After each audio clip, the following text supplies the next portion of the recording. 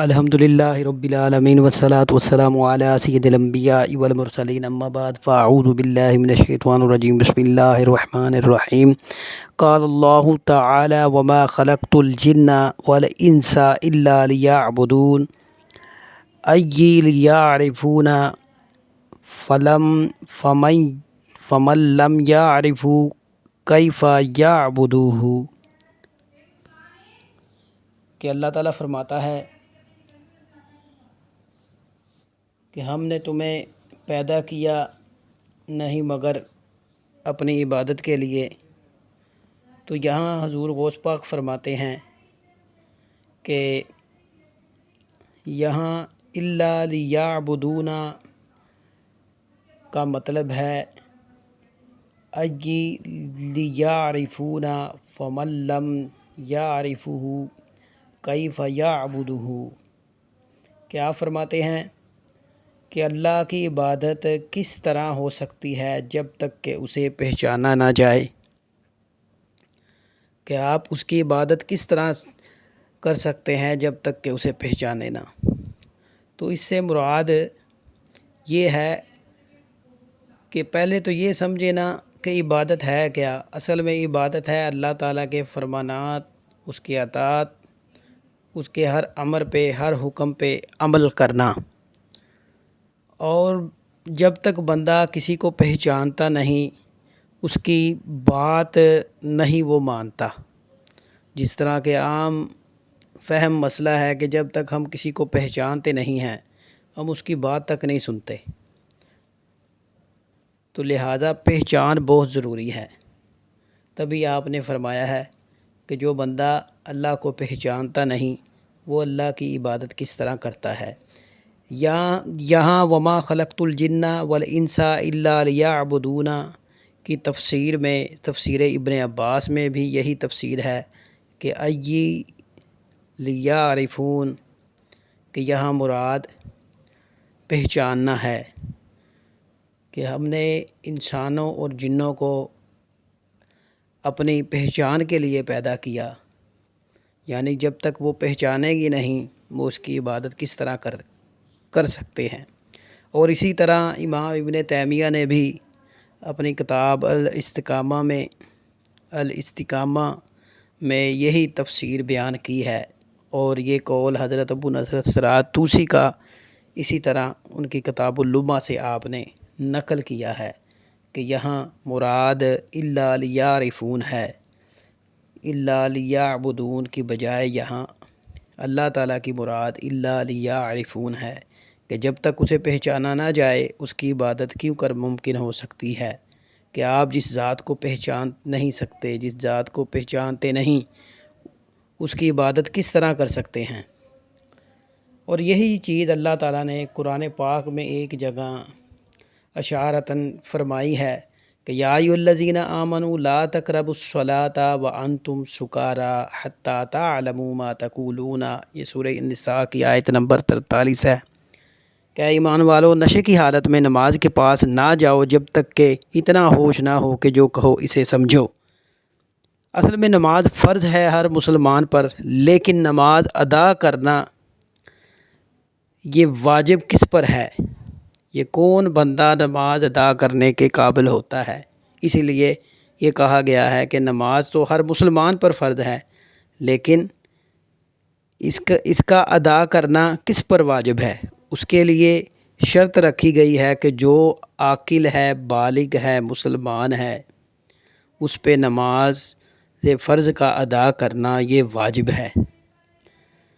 تو اس کے سوا اس کی نماز ہو ہی نہیں سکتی، اور یہ شرط قرار پائی کہ عاقل ہونا اور بالغ ہونا، یعنی پاگل پہ نماز فرض نہیں، یعنی ادا کرنا اس پہ واجب نہیں، وہ شریعت کا مکلف نہیں۔ شریعت مسلمان تو وہ ہے، لیکن اس پہ عمل کرنا شریعت پہ اس کے لیے ضروری نہیں، کیونکہ وہ تو عقل ہی نہیں رکھتا۔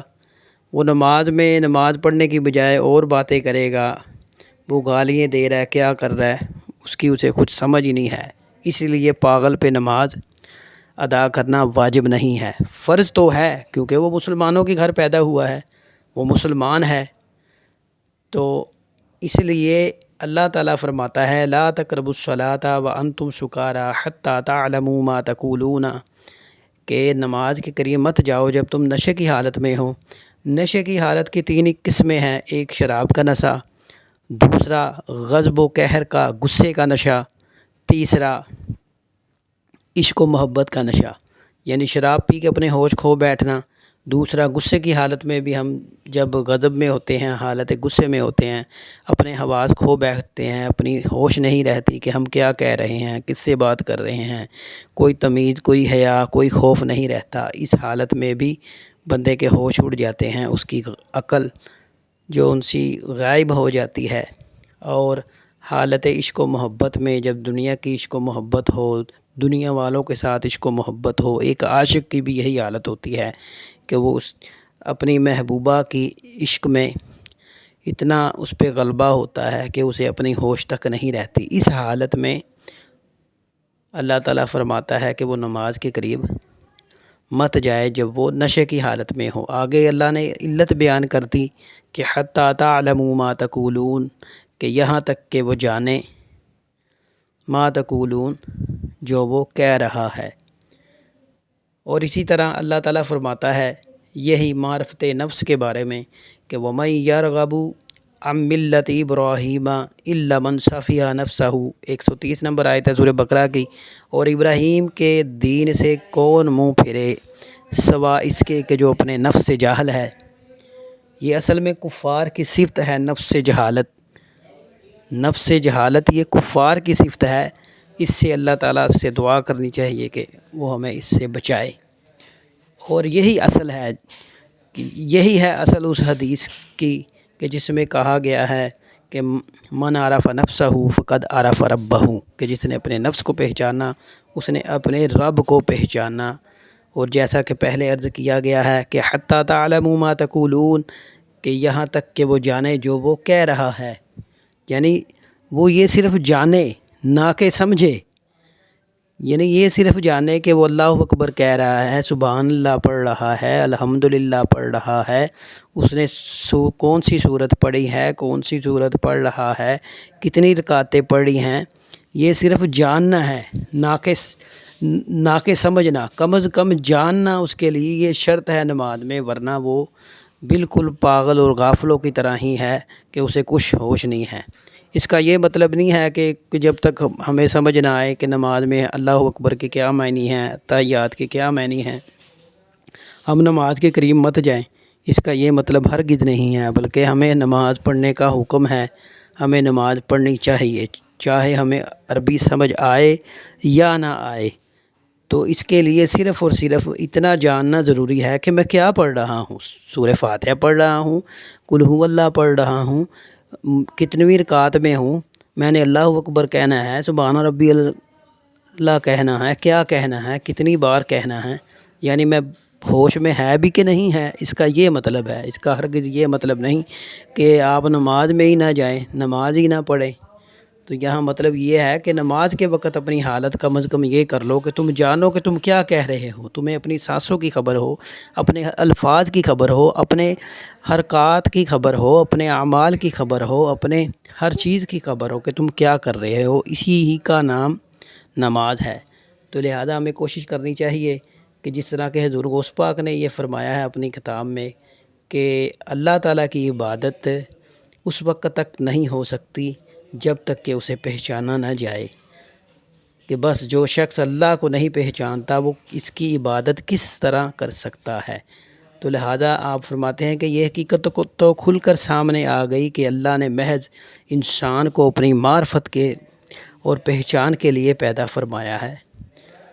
تو اللہ تعالیٰ سے دعا ہے کہ وہ اپنی ہمیں معرفت اور پہچان نصیب فرمائے۔ آمین ثم آمین۔